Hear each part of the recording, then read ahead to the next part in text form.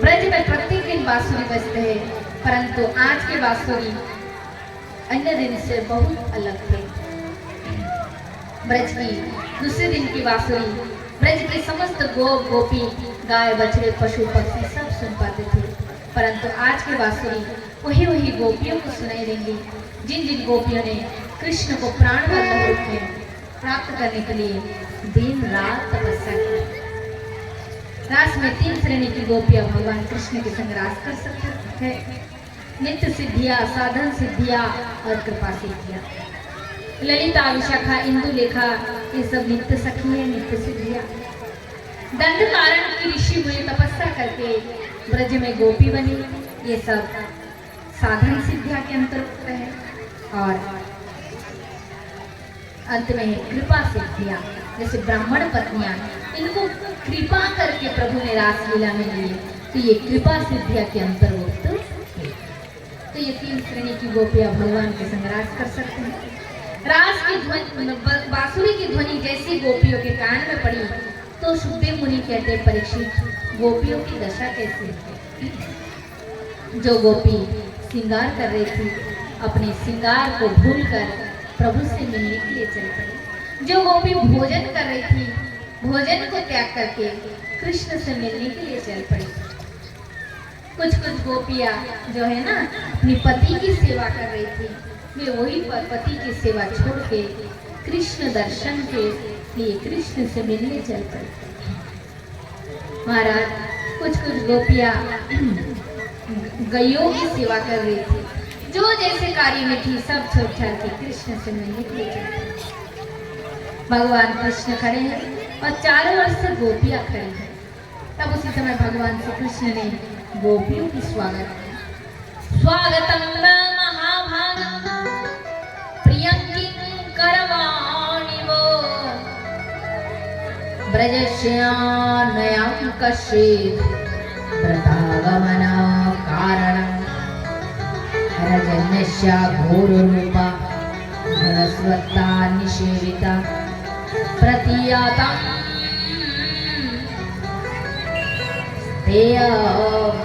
स्त्रीसमध्यम्।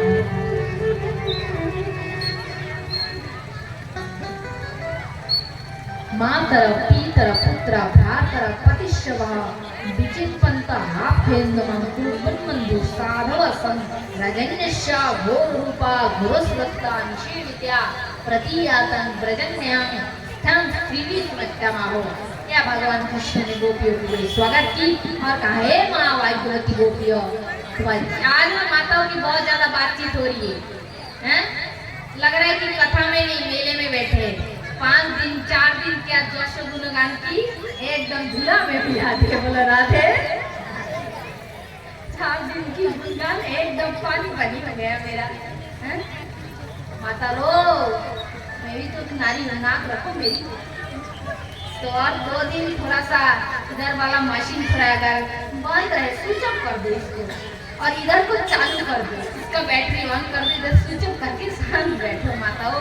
मेरी दुर्गा माता, काली माता, कथा सुनो, शांति से बैठो, क्योंकि आप इतने मेला बनाओगे ना तो फिर ये कथा का पंडाल नहीं लगेगा, लगेगा कि इधर का बाजार है, काली कला का बाजार बैठा है यार, ऐसे लगेगा, है ना। इसलिए शांति बनाए रखे, कथा में थोड़ा ध्यान दें। फिर अभी आगे होंगे ना, रात नाचना होगा, आप भी नाचना, अभी फिलहाल कथा सुनो। तो महाराज सुखदेव मुनि कहते, परीक्षित, तो अब तो भगवान कृष्ण ने बड़े सुंदर स्वागत की है गोपियों। है गोपियां,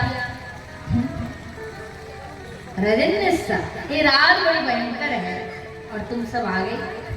जंगल में बड़े बड़े शेर हैं, बड़े बड़े जंतु, तुम्हें डर नहीं लगते? स्त्रियां तो स्वभाव से भीरू होती है।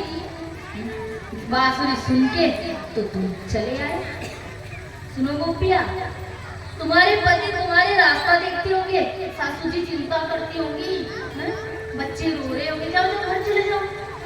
इस प्रकार कुलवती नारियों को रात्रि के समय वन में नहीं घूमना चाहिए। क्या कहेंगे तुम्हारे परिवार के लोग?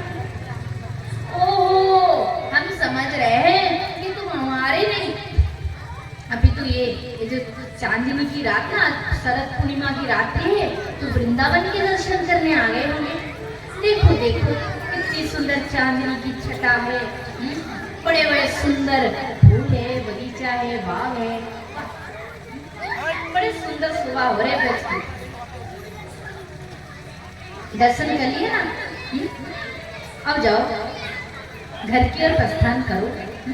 जाओ देखो गोपी, जो स्त्री ना पति की सेवा नहीं करती, पति के प्रति आदर नहीं रखती ना, उन्हें तो मरने के बाद नरक में जाना पड़ता है।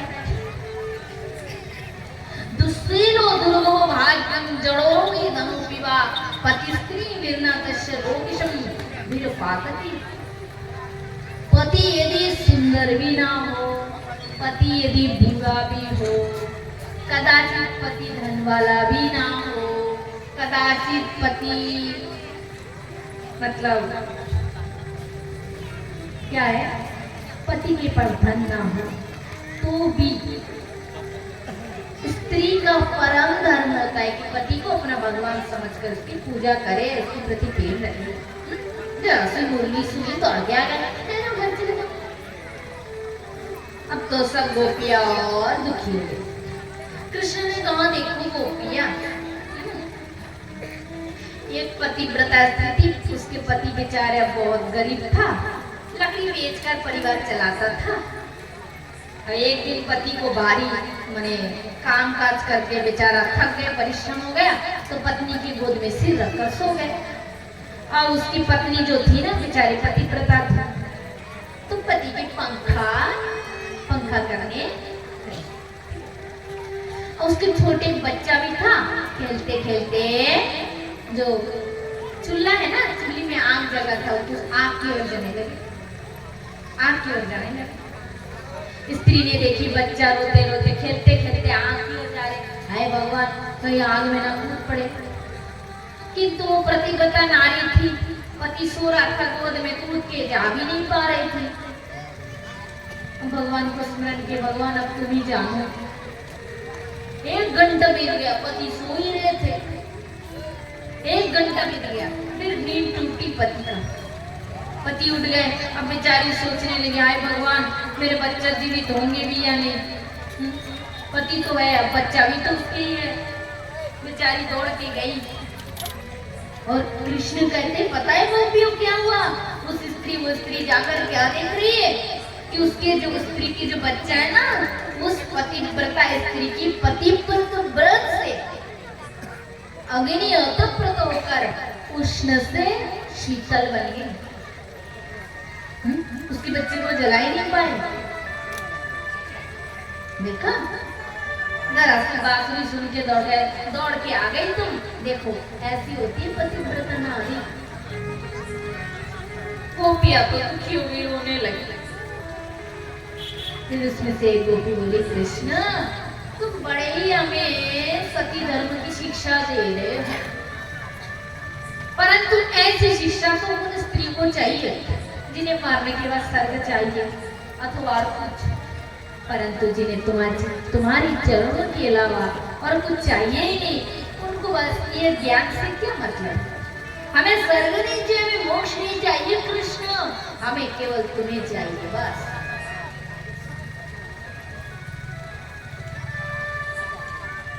तुमने बड़े शिक्षा के लिए उदाहरण भी दी, ज्ञान भी दिए, हम भी 2-4 जानते हैं, हम भी बताते हैं।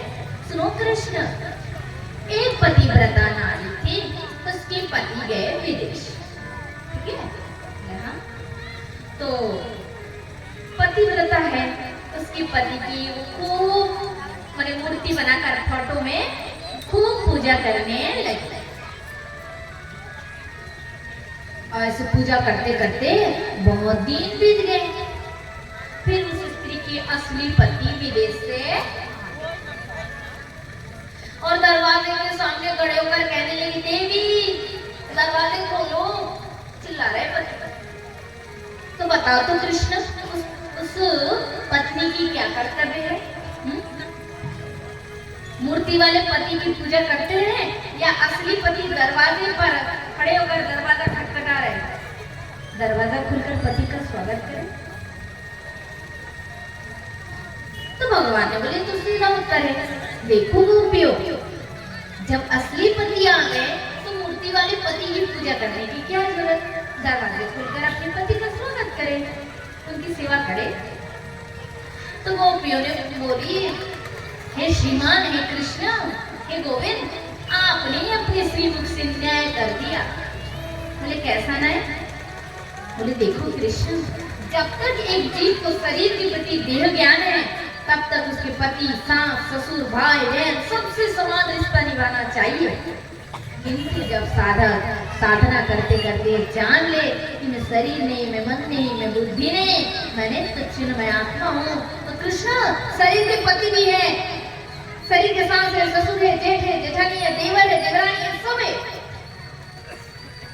किंतु यदि हम आत्मा है तो आत्मा के पति तो केवल परमात्मा हो सकता है। आत्मा के पति केवल परमात्मा।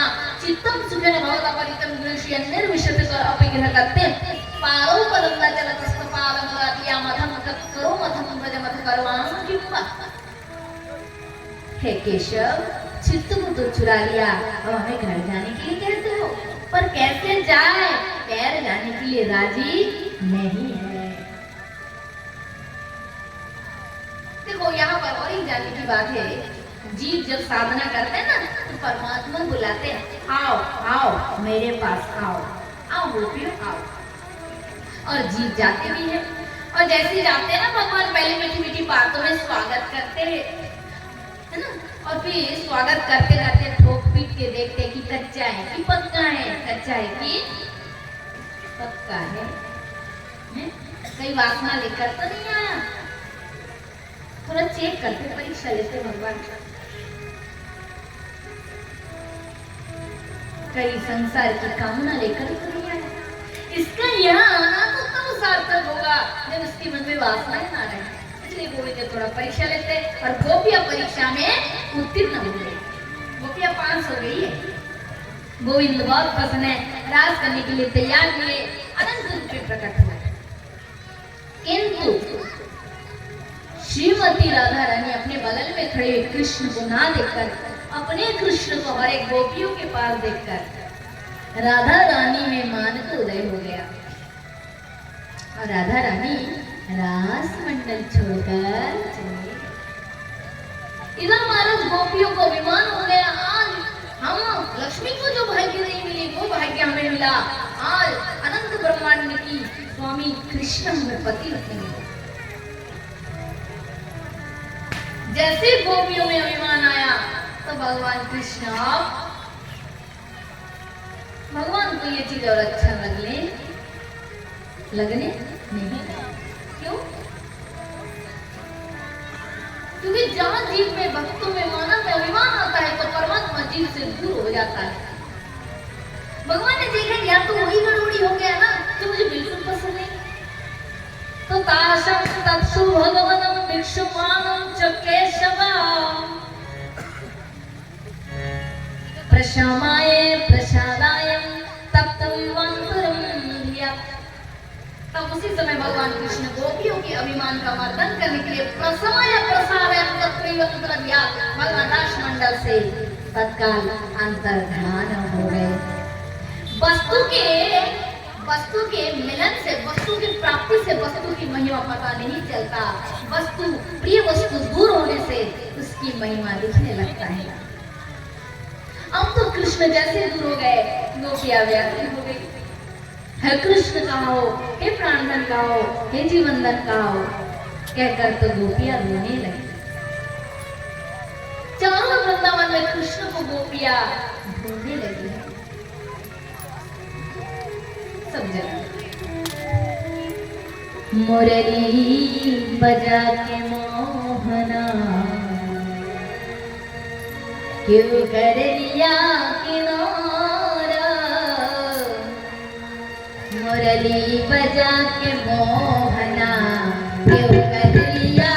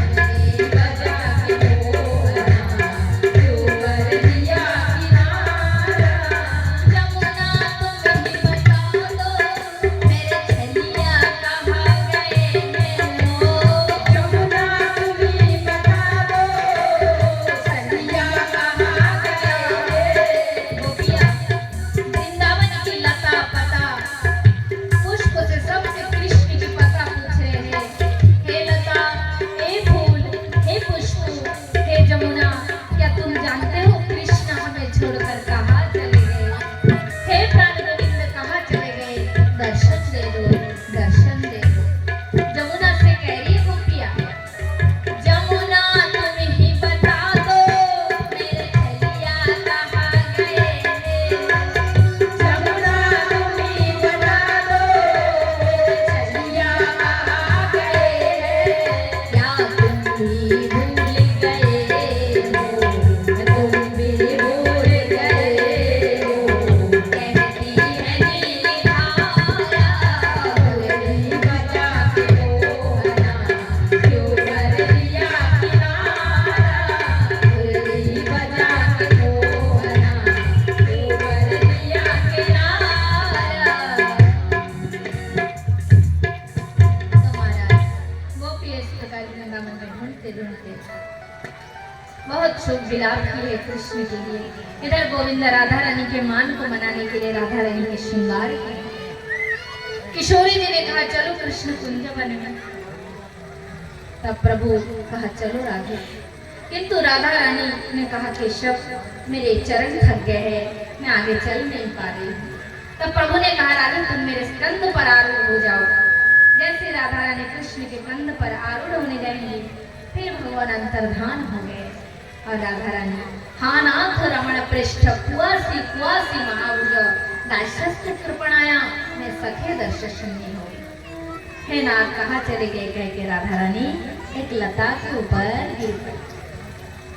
इधर गोपियां ढूंढते ढूंढते जब उस पद से गई तो गोपियों ने बोली अरे सखी ये तो हमारी श्रेष्ठ सखी में से वही है आराधिका।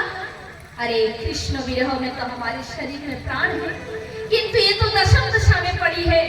तब गोपियों ने राधा रानी की सेवा की, राधा रानी की चेतना लाई और राधा रानी तो गुरु है ना, राधा रानी की कृपा से तो गोविंद नहीं मिल सकता। राधा रानी प्रसन्न हुई और बोले चलो गोपियों उस बंसीवट में जाते हैं जहाँ कृष्ण हमें प्रथम बार हमें छोड़कर चले गए थे। तो पुनः पुलिनामागतम कलिंदां कृष्ण भावनाय समोवेता जुगु कृष्णं तदागमना कंकितम।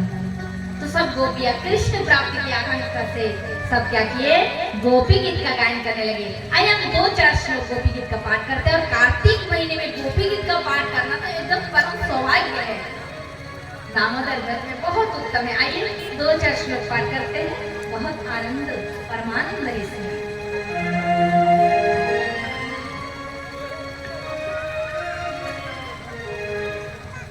जयति तेधिकम् जनमना व्रजा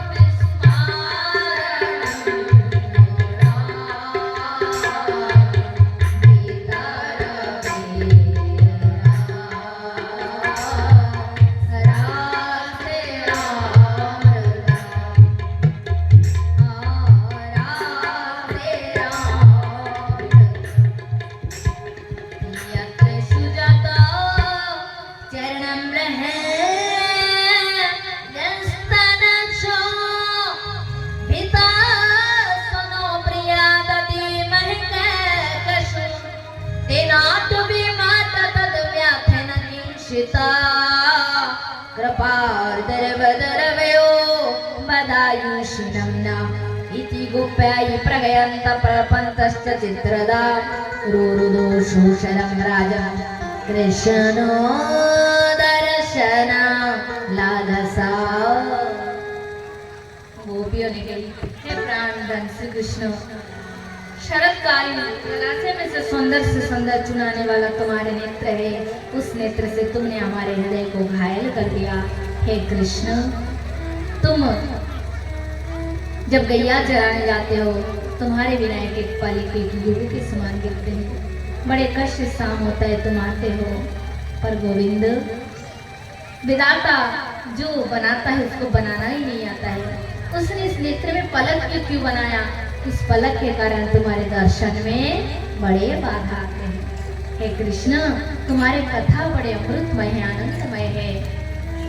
तापित जीवन में तुम्हारे कथा अमृत के समान लगते हैं। हे कृष्ण, भूलोक में वही सबसे बड़े दाता है जो तुम्हारे कथामृत का दान करते हैं। हे कृष्ण, सुरत वर्धनम शोक नाशम।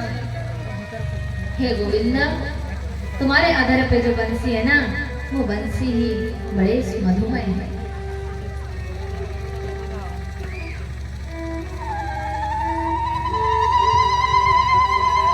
तुम्हारे बंसी ऐसा कौन से पुण्य किए केशव जो तुम्हारे बांसुरी को तुम अधरे में लगाकर अपने अमृत का दान करते हो।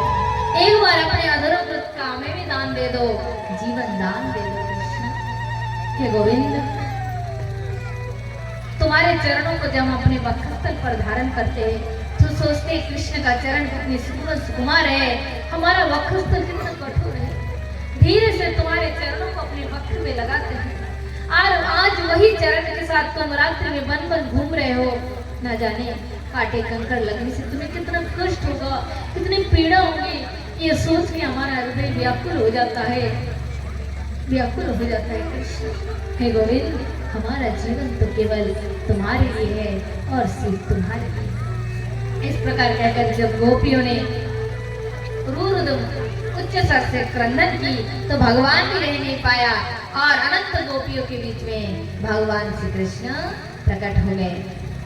बोलिए राज बिहारी लाल की जय, जय जय श्री राधेश्याम। रास सबे समप्रवृत्त गोपी मंडले मणिदा योगेश्वरणं कृष्णतासं मध्ये दयादयं प्रविष्टिनां गुरुतं कंठे सानिकंठं स्त्रियो बलियानं नूपुरां किंकिनां च योषितं सप्रियाणं भुज्जारितं तुमरे रासमण्डले तत्रा त्रिशुंशुवे ताभिने भगवान् देवकी सुत च मध्ये मणिनं होमानं महामनोहकतो यथा।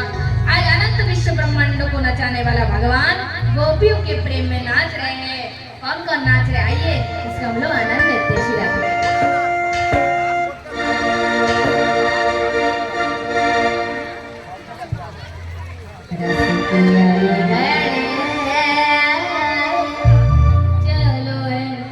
चलो है कृष्ण से